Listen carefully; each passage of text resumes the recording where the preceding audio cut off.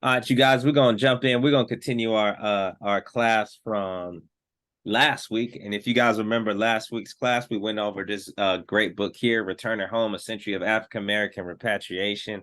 And we really went over the kind of ideological foundations and background of repatriation. And we wanted to have a little case study using the same book, but we wanted to have a case study of repatriation efforts and kind of try to understand what happened, you know, because clearly people would say that it was a failure, um, and so we're trying to figure out, well, what may have happened, what went wrong, and if we're going to use repatriation or look at it as potentially a wave towards freedom or liberation or whatever, if we're using it as a method in our struggle, we need to understand it and its potentials for us. So that's why we're looking into Liberia this week.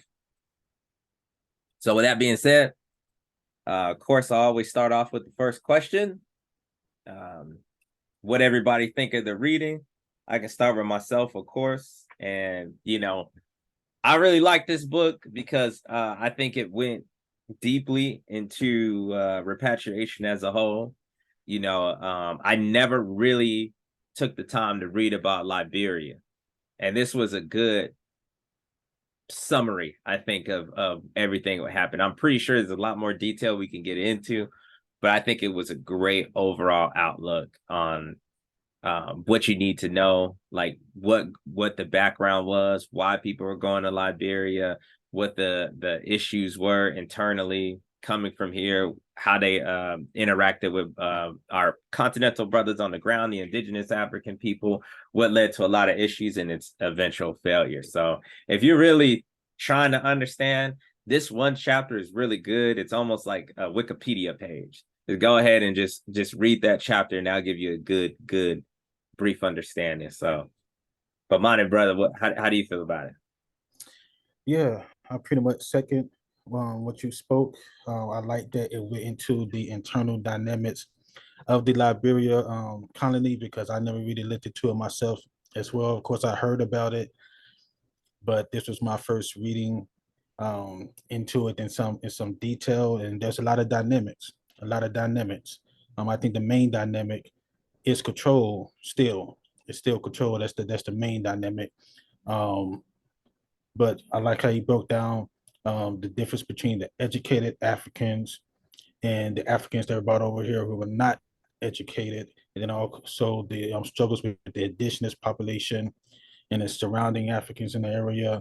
I think all that was very good and interesting information for us when we think about ideas of repatriation or even um, going somewhere that's not where you're born at to do political work. So I think all this was pretty good for that.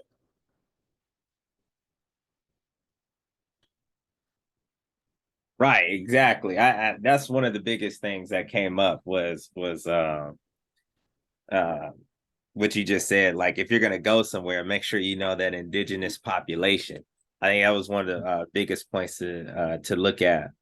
Um, but first, I think I want to start with just the beginning, and we see that it says here the American colony of Liberia was a direct creation of the American Colonization Society and its chief supporters, American industrialists, missionaries, and plantation owners. Um, all of these early supporters of the colony believed that African people were incapable of living amongst them as equals. Nevertheless, the society attracted many free and highly educated Africans who planted the seeds of nationalism on the African continent. Such an accomplishment was no small matter given the extent to which the continent fell increasingly under European control.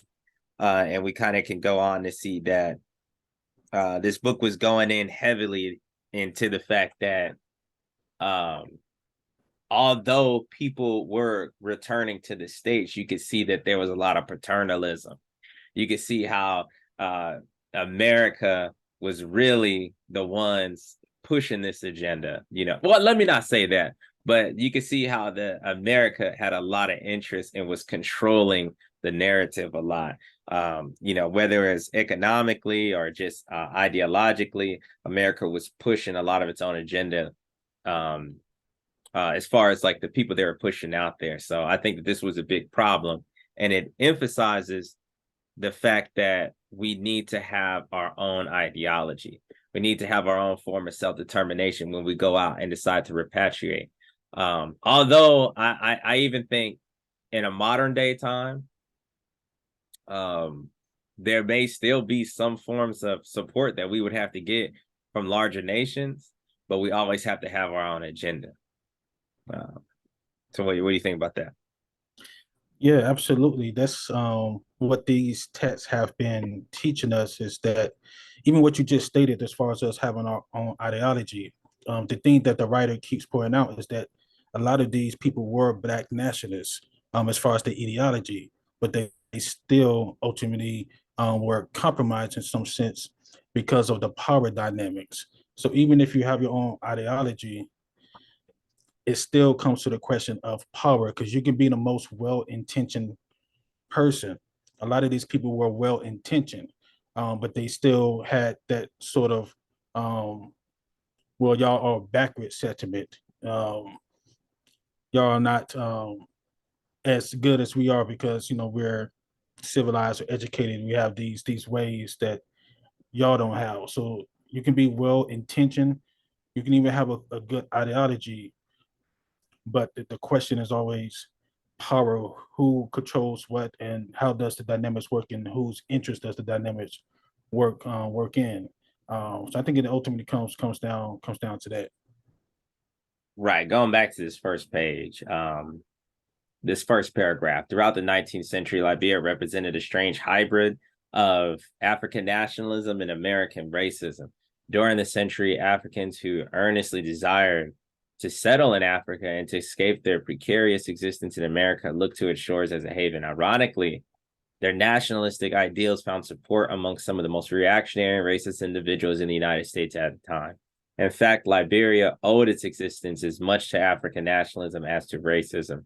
Despite the symbolic relationship between nationalism and racism, nationalism survived in the face of American financial control of the colony and nation. Consequently, those African nationalists who ultimately repatriated to Liberia due to the highest nationalist ideals had to compromise with racism and become agents for American economic interests. So definitely like what you're saying, it's still a power dynamic. I think this also, speaks to the geopolitics in general, right?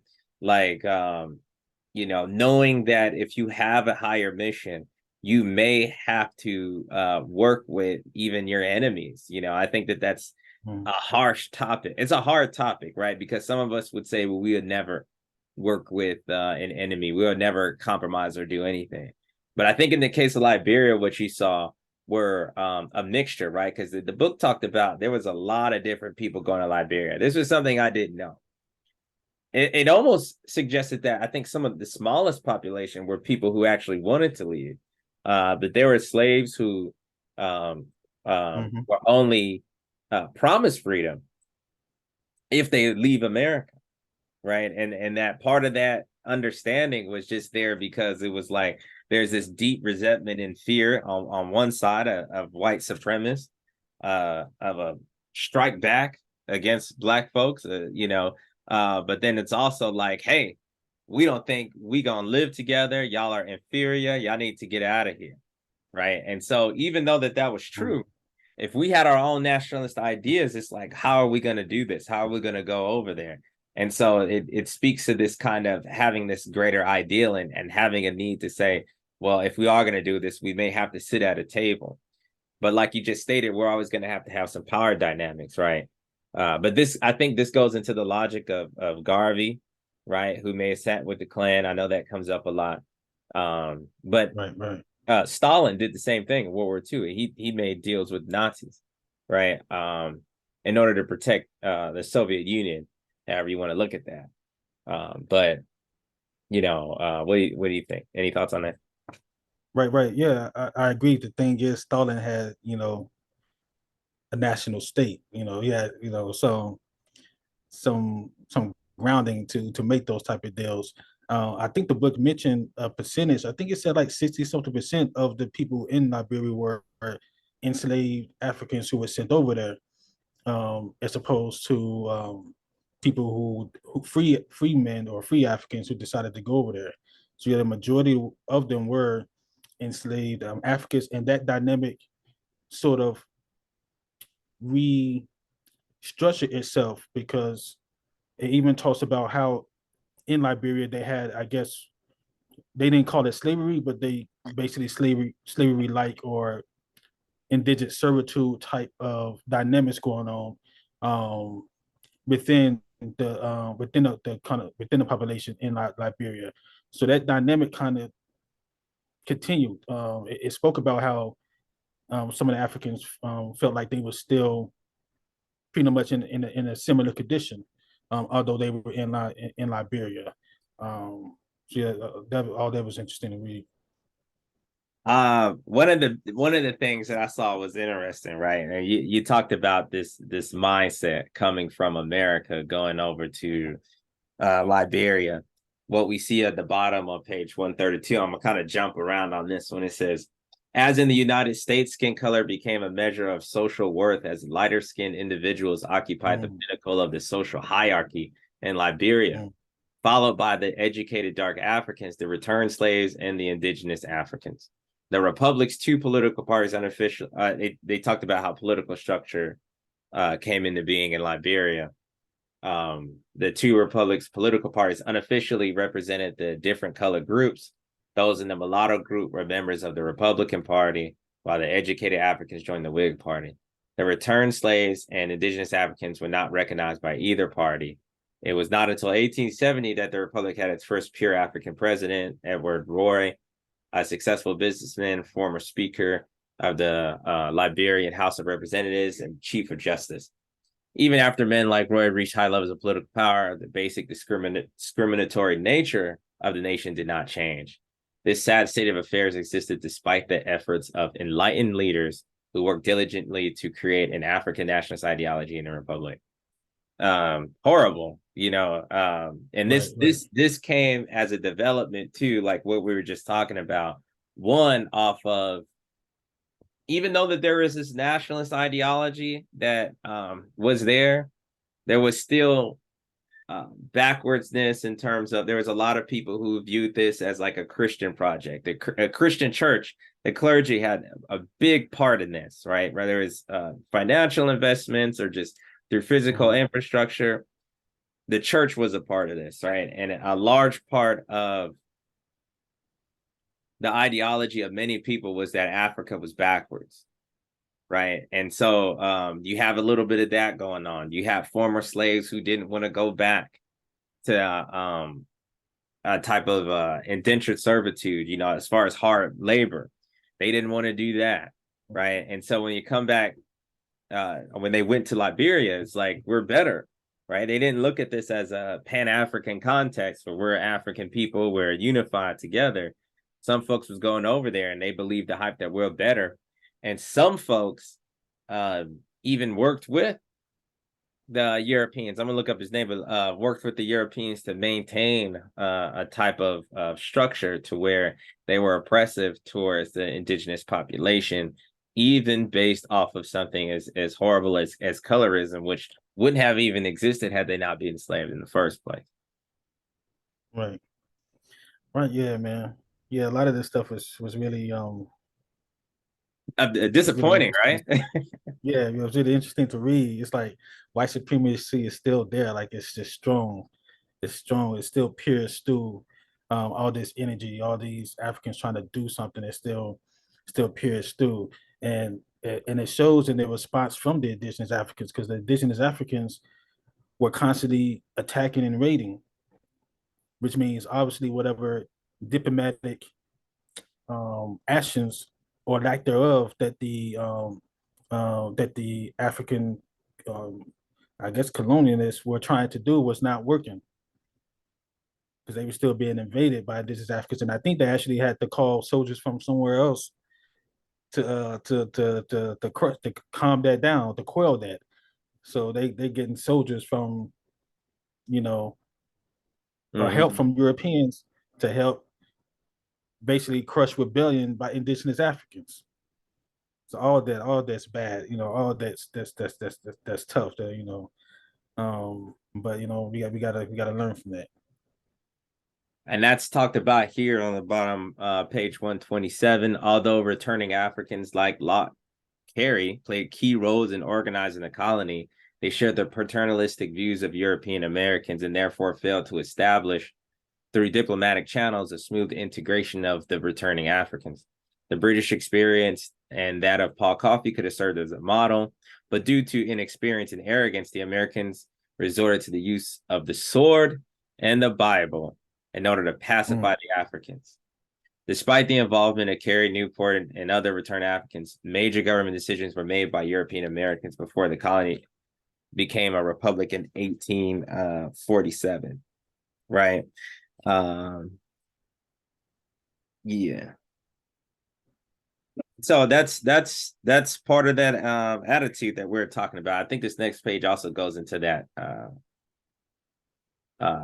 what you're talking about in Freetown, Africans who captured slave ship, a large percentage of the population. Yeah, but yeah, that's the relationship was you had black folks. Locke Carey was an African settler, and he was there to help run the colony.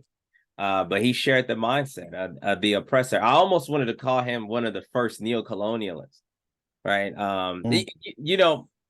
You know who kept coming into my mind when I was reading this stuff was Barack Obama. Like Oh wow. this leader of the civilized Negro almost, right? But something that the Europeans can trust and then put out there and say, this is what it's gonna be.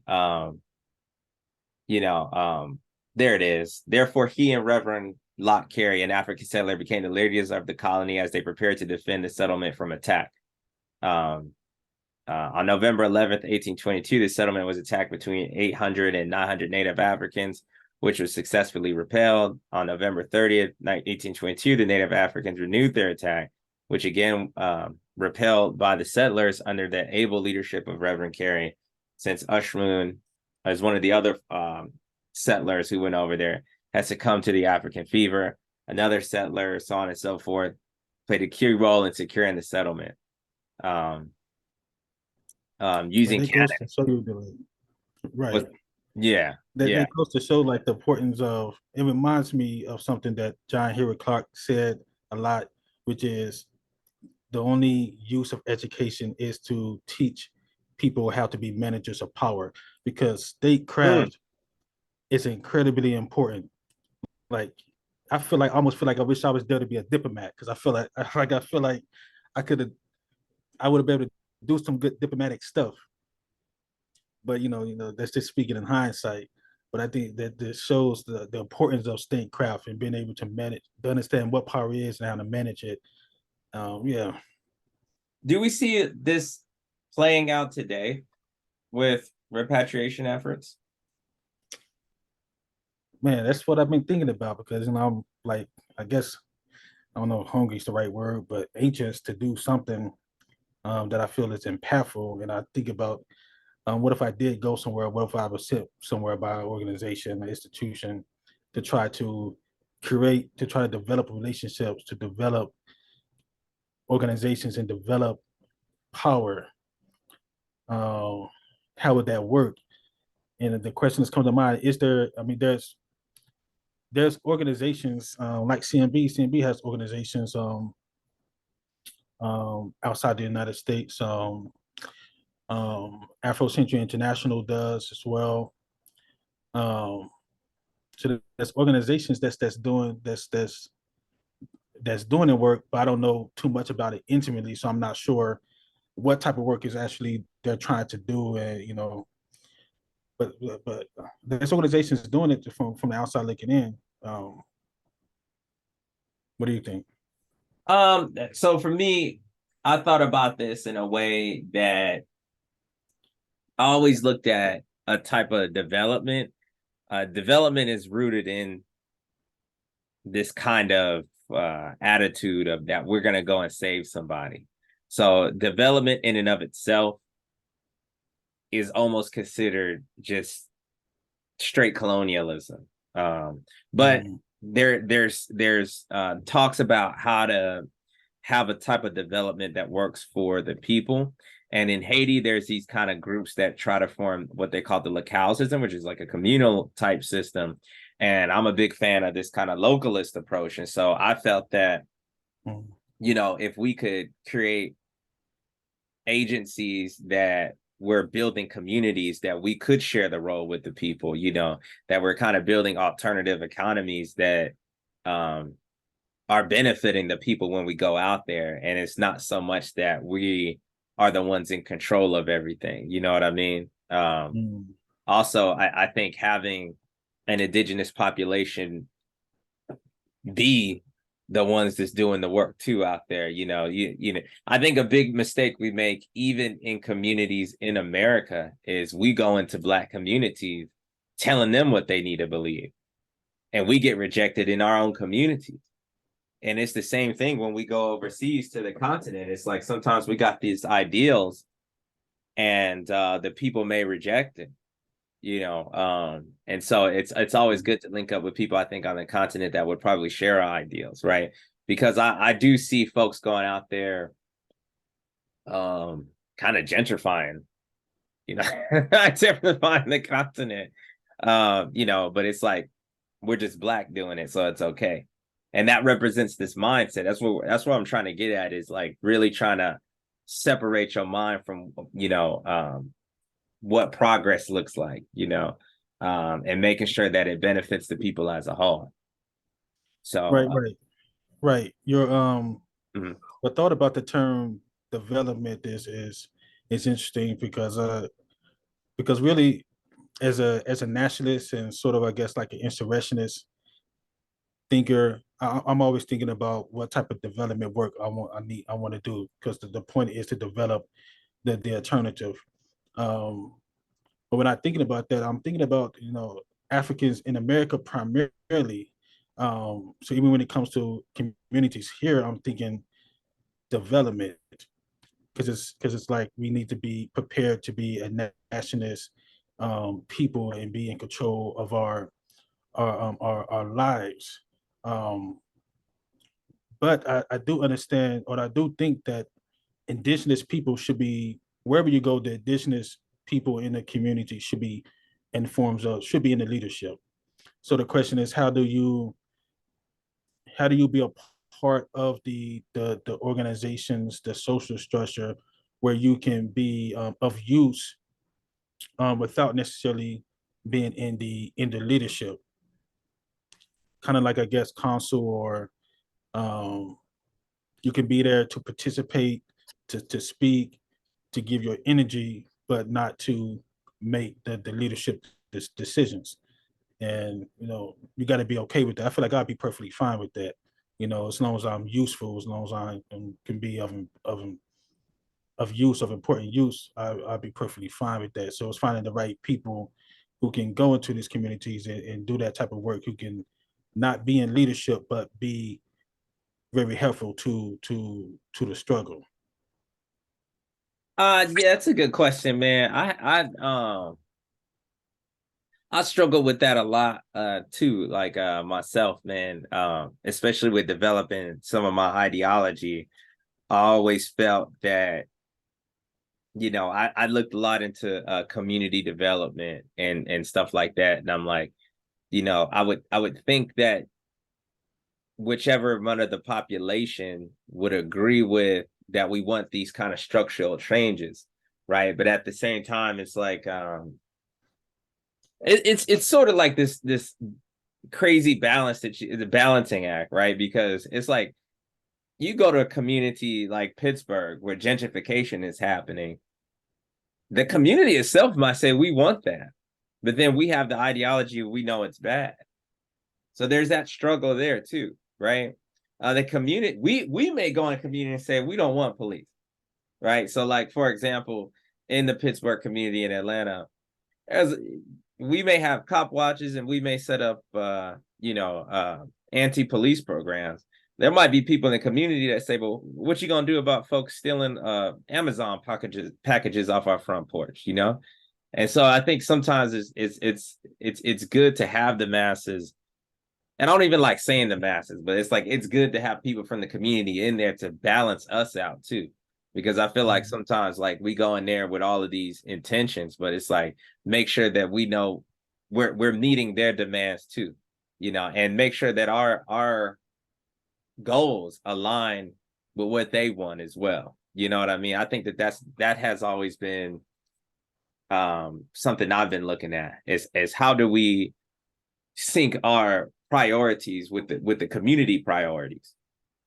Right. It may be the struggle of showing them that the goals align because I struggle with well, with the idea, I struggle with the idea of just meeting people where they're at because I feel like you're supposed to try to lead them where they need to go if you can, but that can create, that has created problems of practices which people have critiqued, um, theoreticians have critiqued. But I struggle with the idea of just of not trying to lead people because I feel like I'm not sure because I feel like we've been struggling, we've been dominated for a long time. It's time to end this domination. But you can't end the domination without the people. So it's like you sort of have to meet them where they're at. But also I feel like we should be trying to push the people to who they need to be because we've been dominated for a long time. It's like this is going to keep happening for generation after generation and generation until we decide to stand up and be free Africans. That's important to just this next passage in the book, right? This brother here, Martin H. Freeman. I didn't know who this dude was, but man, I really loved what he wrote. Every time I saw something in the book, I just love what he wrote, right? So you can see here, they were saying it was clear to Freeman that slavery had a debilitating effect upon the minds of African people, and that the slave mentality had to be changed before any true liberation could occur. In an article published by the Anglo-African magazine in April 1859, Freeman articulated an educational paradigm that would lead to this transformation. He maintained that education does not begin in the schoolroom, but rather in the community and with parents. He explained that it was the outdoor educational influences that retarded African progress. Our oppressed condition in this country has rendered us deficient in the first essentials of true manhood, self-respect, and self-reliance. He recognized that oppression affected the African sense of himself, his humanity, thereby making the ability to control his own destiny questionable. This oppression, he explained, is not limited to the slave states, but was also present in the North and had the same negative impact upon the African mind. Thus, in early childhood, the circumstances that surround his parents and the treatment they receive from community all tend to diminish his respect and reverence for them, hence to depreciate his respect for himself. This lack of proper education leads to self-hatred and disdain for African features in the self. And he goes on to explain how, you know, people will deny their African selves and, you know, claim to be like everything and anything other than an African, Right. uh, which Still we going see on. to this day. Right. But yeah, he was one of the people I had in mind when I was thinking of there were very well-intentioned Africans going to Liberia. He was deeply infected by meeting Martin Dinlady, and he was well-intentioned. So it's not like he's going to Liberia to oppress indigenous Africans. You know, he really believes in this. You know, so whatever happens, it's I don't know, it's a structural issue, psychological issue, but he's a well-intentioned African that wanted to go to Liberia to do some good. And, you know, to be honest, I want to give my most honest uh, hypothesis on this, on like what to do about this.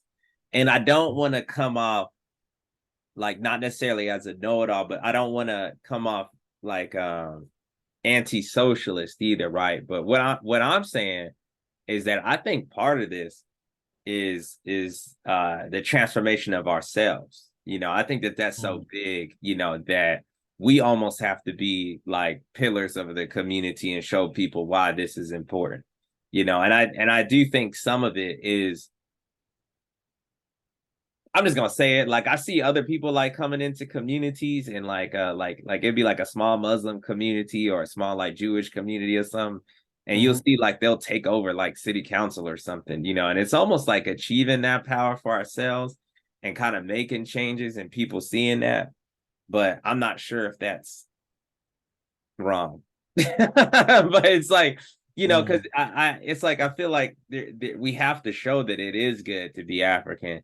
Um, put out the propaganda for us, but at the same time, we're fighting against hundreds of years of psychological slavery, you know, hundreds of years where people are saying I believe everything that he just wrote. I say that all the time. I truly believe people are afraid for self-determination, and they don't even believe that they can be free. That's the number one thing. I don't think a lot of people believe that they can be free, especially Black folks, because it's been taught for us to look at somebody else for our for anything and everything. And not only that, but in the text they go over how they were like, no, some of y'all gonna leave, the rest of y'all gonna stay right here. They make these decisions on Mm. coming and going and what's gonna happen. So I think we're fighting all that. So I think part of us just being righteous community of on ourselves and showing people that there is a difference. I think that would help tremendously. You know what I'm saying? And by like a righteous community, you mean like in a cultural, spiritual sense, like the Jews or the Muslims. Exactly. Right, right. Exactly. Yeah, I can see how, certain um Pan-Africanists may have issue with that. But it reminds me what I was watching the other day from Baba Imhotep on his School of Urban Philosophy channel. He was talking about the multiple fronts that we have to fight on, as far as we have to fight on the external front, internally within the community, within ourselves, but then also internally as individuals. So we have to fight on these three fronts: ourselves as individuals, the community, and also outside of the community. So we have to do all that work simultaneously. So it is needed. That internal work is needed. Now, how people interpret that internal work may be different from, whether you're a Pan African nationalist or a Pan African socialist. How you interpret that internal work needing to be done may be different, but it does need to be done. Like we need to do, that quote unquote spiritual work, cultural work, in order to make all this glue together. And that also reminded me of, because I was thinking of the people who are like centered. Is there enough coalition building between centered institutions? Um, I know that Bobby Imhotep is doing the race first thing. He defines race first um, in a way that it connects to sovereignty. But outside of that, I'm not sure about the coalition work that's been done between centered communities. I think that would help us a lot as far as our type of Pan African that we're trying to do. Also, I promote us looking at cooperative Jackson and capturing some kind of community territory here too, just to say that, hey, look, we can be successful, we can do these type of things, and we are an African people. I tend to try to have a more balanced view now because you know material conditions have a lot to do with all of this stuff. It has a lot to do with consciousness.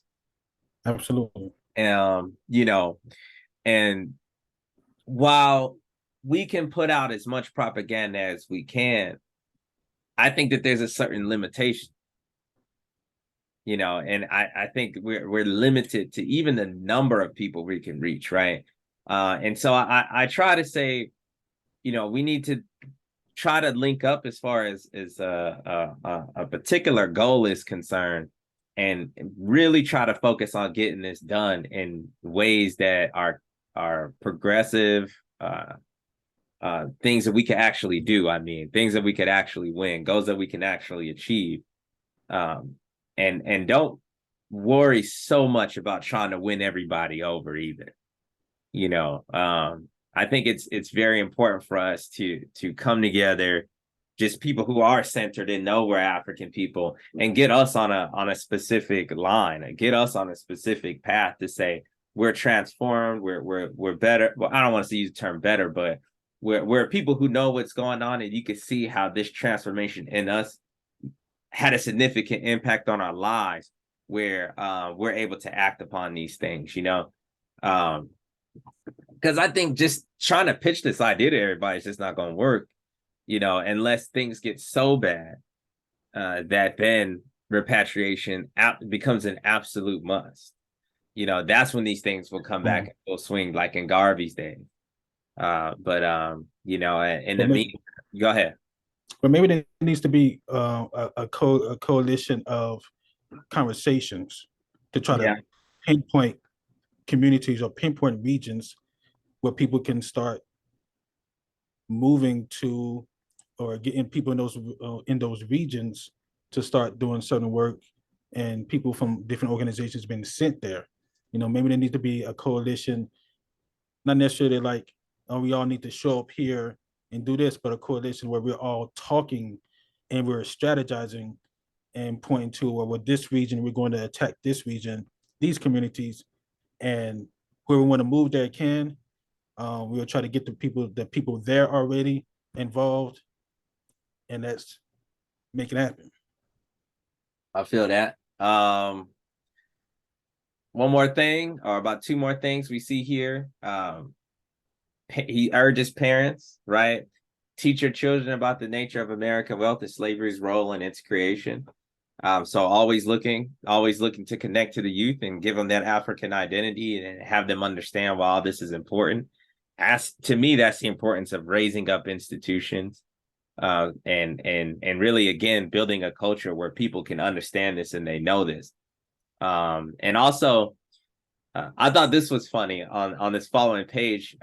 He wrote to Martin Delany, and he asked him, like, well, what do you think about Haiti? And remember, that was my question Right. the last class. I was like, yeah, Yeah. why are we going, And I was literally just saying that because with all the issues going on in West Africa, right, it just seems like the Caribbeans offered this very good context, right? And I want to say the problems that I'm specifically talking about, which are legit, is that different ethnic groups feel like they need to have their own nation state, and they don't want to be controlled by states that were created by Europeans and forced on them. It's the problems going on in Nigeria. Yorubans don't like, or Yorubans and Fulanis and Igbos, they kind of got tensions, and Igbos want to form their own thing. Yorubas want to form their own thing. And I agree that it's wrong for us to just say, you need to forget all of that and embrace this state. No, nobody did that to Europeans.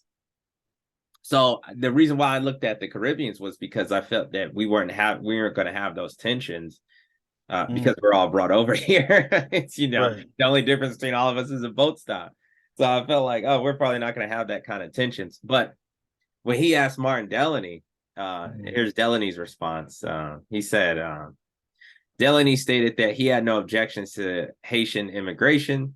However, he did not believe that Haiti would ever become a great nation because of its limited population and territorial size. Furthermore, he pointed out that the international policy of the ruling powers of Europe were opposed to the self-government of the Black races. He pointed to the seizure of 2/3 of Haiti by Spain as an example of this imperialist policy. In addition, he believed that Fabre Jefford, president of Haiti, had essentially given to the French the island's sovereignty by signing a treaty with Pontiff of Rome. I don't know what that is. Delany saw the treaty as the first step in Europe's plan to physically seize control of the Caribbean islands. This design would be particularly important after slavery came to an end and the European powers sought to extinguish the blacks. For Delany, Africa would be one landmass where African people would be safe from genocidal actions. He explained, to these general unfavorable contingencies, Africa can never be subject, being a vast continent peopled by one of the great enduring, fixed, reproducing, absorbing races of the earth, which must continue throughout all coming time, as it has time past only ceasing when the world shall pass away. So that sounds a whole lot like I know he was a predecessor to Garvey and everything, but you could hear the influence, you know, because that just reminded me of um, United Africa under one world socialism, right? That's the first thing that came to my mind when I read that. Um, um, so I definitely understand that, right? But unfortunately,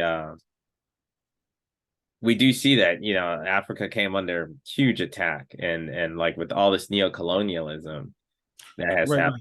Yeah, go ahead, go ahead. I thought his first point about population and territorial size was more stronger than the second point about the European power was going to allow us to become, because they're not going to allow that anywhere, Right, whether right, it's right, African right. continent or not. So I was more interested in his first point. Um, I don't know, man. I don't know. But you know Territorial that size, point, population. Mm-hmm.